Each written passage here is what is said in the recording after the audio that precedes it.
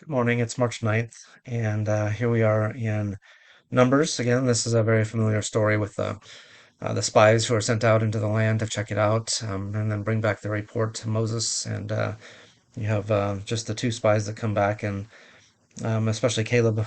Verse 30 says, Then Caleb silenced the people before Moses and said, We should go up and take possession of the land, for we can certainly do it. And I just don't want to over spiritualize what's being said here, but it seems like there's a lot of times where God asks us to do something, tells us to do something, and we go maybe check it out a little bit, and everything within us is kind of telling us, no, there's good reasons not to do that, and that's what the spies come back. The men would come back and say, the men who had gone up with him said, We can't attack those people, they are stronger than we are. And the word spread among the Israelites a bad report about the land that they had explored. They said, The land we explored devoured those living in it. All the people we saw there are of great size.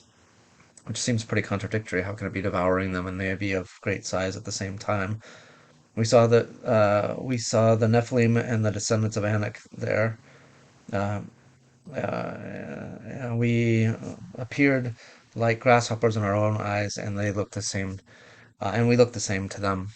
So there's an evaluation I think that goes through out of their fear of what these people are and why there's really good rational reasons not to do what they're supposed to do. But Caleb knows that they have been instructed to, that God is going to go with them. And so he says that they should go in and do it because God is with them for that. So just wanted to point that out again, I guess, that whatever God has called us to do, even when our minds tell us, there's something to be afraid of there, or we don't know we're getting ourselves into. In fact, the unknown is something that is probably the most fearful part of it. We often have our minds tell us that it's not possible, and it's easy to convince ourselves that, oh, what the easiest thing to do would just be to do nothing.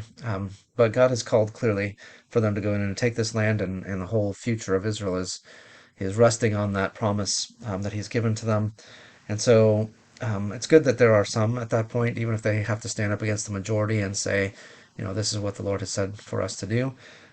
We would always want to be in that majority. The problem is that we are also often weak in our own flesh and unsure of what God has asked us to do, and we'll make excuses for not doing that.